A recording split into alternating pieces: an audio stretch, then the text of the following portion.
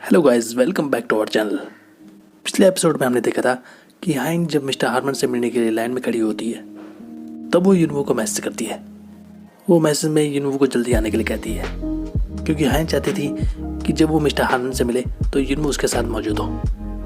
Mister Harman just अब हाइन से मिलने ही वाला था। हाइन की दोस्त हाइन को देख हंसने लगती है क्योंकि हाइन का हस्बैंड अब तक नहीं आया था। हाइन जब अपने पर्स में अपना फ़ोन रख रही होती है तभी कोई पीछे से आकर उसे धक्का दे देता है। हाइन जैसे ही दूर हटती है तभी कोई आकर उसे पकड़ लेता है और वो कोई और नहीं बल्कि उसका हस्बैंड युनवो था। हाइन ये देखकर हैरान हो जाती है क्योंकि युनवो टाइम पर पहुंच चुका था। फिर हाइन युनवो से उसके ट्रायल के बारे में पूछती है। युनवो बताता है कि ट्रायल बहुत अच्छा रहा और वो केस जीत गया। हारमन के साथ यनसंग भी मौजूद था। यनसंग हाइन के हस्बैंड को देखकर जेलस होने लगता है क्योंकि यनसंग हाइन को पसंद करता था, इसलिए वो नहीं चाहता था कि हाइन का हस्बैंड उसके साथ मौजूद हो। फिर आखिरकार हाइन मिस्टर हारमन से मिल जाती है। वो दोनों हारमन से मिलकर बहुत खुश होते हैं। फिर हाइन की फ्रेंड को भी अफसोस होने लगता है कि कैसे हाइन का हस्बैंड टाइम पर पहुंच गया। इसके बाद जब हाइन की फ्रेंड ड्रिंक कर रही होती है तब हाइन उसके पास जाती है।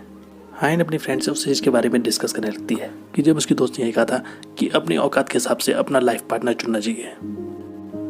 तब यहाँ पर हाइन उसके हस्बैंड के बारे में बात करने लगती है क्योंकि उसकी फ्रेंड का हस्बैंड दिखने में बहुत अजीब था।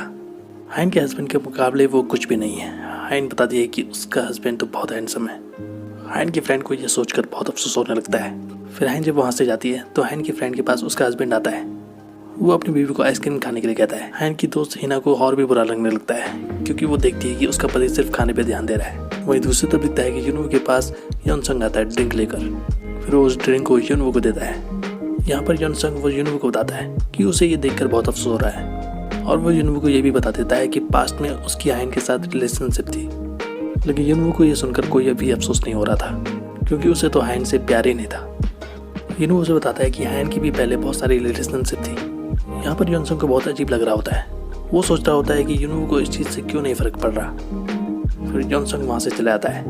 फिर बाथरूम में जाकर युनवो खुद से कहने लगता है कि अगर यनसंग वो हाइन के बारे में ऐसा कह रहा था तो इससे मुझे कोई फ़र्क नहीं पड़ना चाहिए क्योंकि युनवो को लग रहा था कि वो तो सिर्फ हाइन से नफरत ही करता है। फिर बाथरूम से जैसे ही युनवो बाहर आता है तो वो दिखता है कि हाइन वो यनसंग के साथ है और यहाँ पर युनवो जेलस होने लगता है। फिर अगले दिन हाइन की माँ जब ग्रेसो के साथ बैठी हुई थी फिर हाइन की माँ ग्रेसो को जल्द से जल्द यनसंग से मिलवाने के लिए कहती है ताकि यनसंग आकर उनकी फैमिली से मिले। फिर हाइन की माँ आगे कहती है कि यनसंग जैसा दामाद ही हमें मिलना चाहिए था। तभी वहाँ पर हाइन आ जाती है। हाइन ग्रेसो ऊपर भड़कने लगती है। वो ग्रेसो से कहने लगती है कि तुमने तो कभी हमारे लिए रिश्ते नहीं लाए और अब तुम इस तरह की बातें कर रही हो। इसके बाद हाइन की माँ वो हाइन को कहती है कि यनसंग को हमारी फैमिली हंट में इनवाइट करो क्योंकि हाइन की माँ को पता था कि यनसंग वो हाइन का क्लासमेट रहा है। फिर हाइन अपनी माँ से पूछने लगती है कि वो ऐसा क्यों करे, यानी कि वो यनसंग को अपनी फैमिली हंट में इन्वाइट क्यों करे। फिर हाइन जैसे ही जाने लगती है तभी उसकी माँ कहती है कि वो उस केस को वापस ले लेगी जो हाइन के खिलाफ चल रहा था। इसके बाद दिखता है कि तीनों हेलीकॉप्टर में आ रहे होते हैं, हाइन, यनसंग और युनवो। इसके बाद हाइन की फैमिली वो यनसंग से मिलने के लिए जाती है और वो सभी फैमिली हंट में आ चुके थे। यहाँ पर उन्हें रूल्स और रेगुलेशन बताए जाते हैं और सबको वहाँ बताया जाता है कि सबको एक एक एरिया बांटा गया है, कोई भी किसी के एरिया में नहीं घुस सकता। इसमें हर कपल को अलग अलग जोड़ बांटे गए थे। हाइन की दादा आसमान में बंदूक चलाते हैं। सबको लगता है कि उन्होंने एक पक्षी मार डाला, लेकिन इन्हों बताता है कि कोई भी पक्षी नहीं मरा। और यहाँ पर वो बातें करने लगते हैं और वो कहने लगते हैं कि युनवो ने तो आज तक कोई भी शिकार नहीं मारा। और यहाँ पर वो युनवो की इंसल्ट करने लगते हैं। इसके बाद हाइन और युनवो वो शिकार करने के लिए निकल जाते हैं। वहीं दूसरी तरफ दिखता है कि ग्रेसो वो जंगल में मौजूद होती है और वो फ़ोन पर किसी से बातें कर रही होती है और प्लान के बारे में डिस्कस कर रही होती है। वो जरूर कुछ साजिश रचने जा रही थी और दिखता है कि वहाँ जाली कट जाती है, किसी ने जाली काट दी होती है।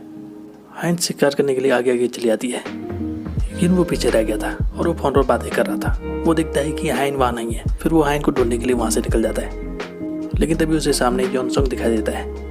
युनवो यनसंग को डांटने लगता है क्योंकि यनसंग जिस एरिया में आया था वो हाइन और युनवो का था। युनवो से वार्निंग देता है और वह आगे किसी और के एरिया में न घुसने के लिए उसे कहने लगता है क्योंकि इससे उसकी जान को खतरा था।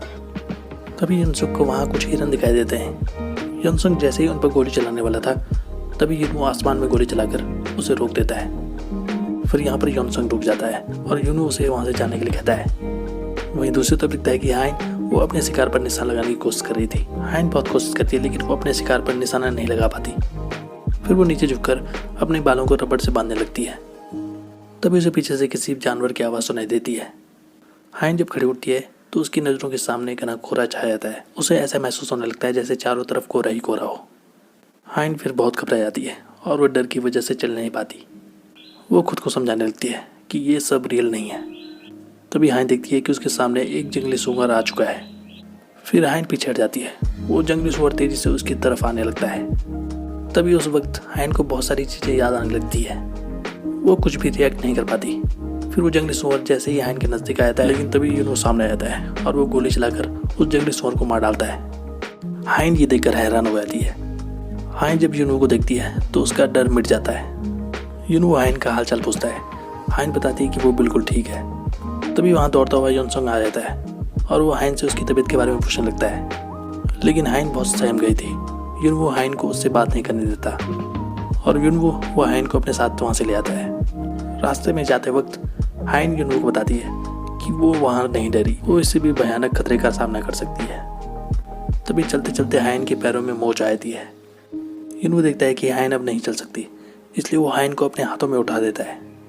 फिर वो हाइन को घर की तरफ ले आता है। हाइन इसको देखकर बहुत शर्मा रही होती है। वहीं दूसरी तरफ दिखता है कि यूनो का भाई आग जलाने की कोशिश कर रहा होता है क्योंकि वो अपने मन पसंदीदा खाना बनाना चाह रहा था। यूनो का भाई जैसे लकड़ियों पर आग जला देता है तभी आग बहुत ज़्यादा लग जाती है।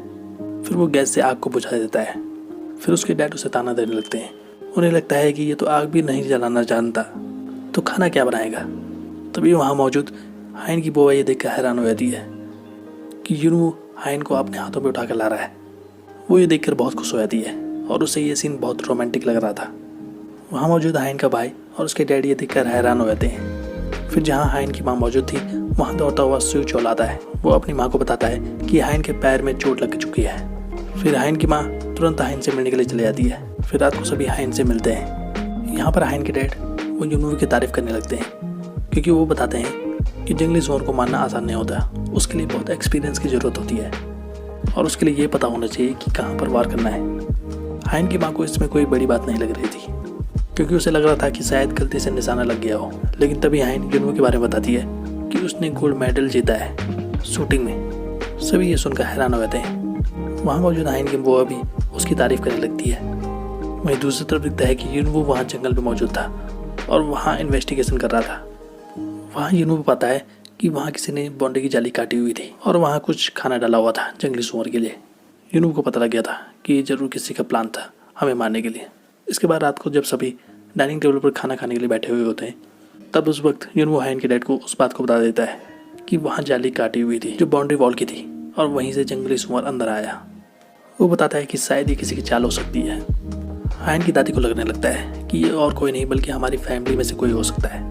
तभी हाइन की बुआ ये सुनकर गुस्सा हो जाती है। वहाँ मौजूद ग्रेस को कहने लगती है कि वो सारे सीसीटीवी कैमरास को चेक करेगी। वहाँ मौजूद हाइन के दादा ये कहते हैं कि वो खुद चेक करेंगे सारे सीसीटीवी कैमरास को। तभी वहाँ उनके जानने वाला वुडमैन आता है अपनी डॉगी को लेकर। वो अपने डॉगी को उनसे मिला होता है। वो उस डॉगी को देखकर बहुत खुश होते हैं। उन्हें वो डॉगी बहुत पसंद आता है। वो वुडमैन उस डॉगी के बारे में बताता है उन्हें कि ये डॉगी बहुत समझदार है, कि एक बार जब घर में आग लग गई थी तो उनका बेटा आग में फंसा हुआ था और वो चैन की नींद सो रहा था। लेकिन तभी उसके डॉग जाकर उसने उसे उठाया था और उसकी जान बच गई थी और तब से वो उस डॉगी को अपनी फैमिली का हिस्सा मानते हैं। मंडे उस आदमी से उस डॉगी को बेचने के लिए कहते हैं लेकिन वो वुडमैन बताता है कि वो डॉगी उनके फैमिली का हिस्सा है, वो उसे नहीं बेच सकते। वहाँ मौजूद जॉनसन को ये बात बुरी लगती है। फिर रात को जब वो वुडमैन लकड़ी काट रहा होता है तब जॉनसन वहाँ पहुँच जाता है। जॉनसन उस आदमी से 100 मिलियन की डील करता है उस डॉगी को लेने के लिए। वो आदमी अपने डॉगी को बेचने के लिए मना कर देता है। वो बताता है कि ये डॉगी उनकी फैमिली का हिस्सा है। जॉनसन उस आदमी को बताता है कि वो टाइम स्टार्ट कर रहा है और टाइम के साथ साथ ये अमाउंट घटता जाएगा। लेकिन तभी वो आदमी पैसों के लिए पागल हो जाता है और वो अपने डॉगी को बेचने के लिए तैयार हो जाता है। फिर जॉनसन यहाँ पर सेटिस्फाई हो जाता है। वहीं दूसरी तरफ रात को स्यूचोल जब अपनी बीवी के साथ बैठा होता है और बातें कर रहा होता है तभी उसे जोर की टॉयलेट लग जाती है और वो टॉयलेट में चले जाता है। उसके जाते ही उसकी बीवी ड्रिंक पी लेती है और यहाँ पर हमें पता चलता है कि उसकी बीवी सिर्फ नाटक कर रही थी कि वो ड्रिंक नहीं करती। असल में उसका चेहरा कुछ और ही था। स्यूचोल जब टॉयलेट से बाहर आता है तब वो देखता है कि युनवू कमरे में बैठे हुए हैं। सुचोल युनवू को कमरे का रास्ता बताता है। युनवू बहुत घबराया होता है। युनवू कमरे में नहीं जाना चाहता था क्योंकि वो हाइन से डर रहा था। युनवू सुचोल से बातें करने लगता है। वो चाह रहा था कि ये रात किसी भी तरह बातों में कट जाए और वो हाइन से ना मिले। फिर वो सुचोल को कुछ जरूरी बातें बताने लगता है और वो सुचोल को बातों में उलझाने लगता है। वो सुचोल को बताता है कि उसके पास कुछ ऐसी टेक्निक है जो वो ऑफिस में इस्तेमाल करता है और उन चीज़ों को अप्लाई करके उसे डांट नहीं पड़ती। सुचोल इस चीज़ के लिए मना कर देता है। फिर सुचोल जैसे ही सोने के लिए जा रहा होता है तभी उसे लगने लगता है कि ज़रूर कुछ गड़बड़ है। फिर वो युनवू के पास आता है और वो युनवू से कहने लगता है कि कहीं आप अपनी बीवी के पास जाने से तो नहीं डर रहे। फिर युनवू भी हंसने लगता है और सुचोल भी हंसने लगता है। इसके बाद जबरन सुचोल युनवू को ऊपर भेज देता है। फिर युनवू अपने कमरे में चला जाता है। सुचोल जब वापस आता है तो वो देखता है कि उसका गिलास खाली कैसा है। उसे समझ नहीं आता होता है कि ये बोतल खाली कैसे हो गई। उसकी वाइफ बताती है कि आपने ही तो ये शराब पी ली है और आपको याद नहीं है। वहीं ऊपर वाले कमरे में दिखता है कि युनवू बहुत घबराते हुए कमरे की तरफ जा रहा होता है। युनवू अपना कोट धीरे से निकाल देता है और उसे टंगा देता है। वो चाहता था कि हाइन खड़ी ना उठ जाए। इसका अगला पार्ट देखेंगे हम नेक्स्ट वीडियो में। तो आज के लिए बस इतना ही। ऐसी वीडियोस देखते रहे हमारे चैनल पे। Thank you so much.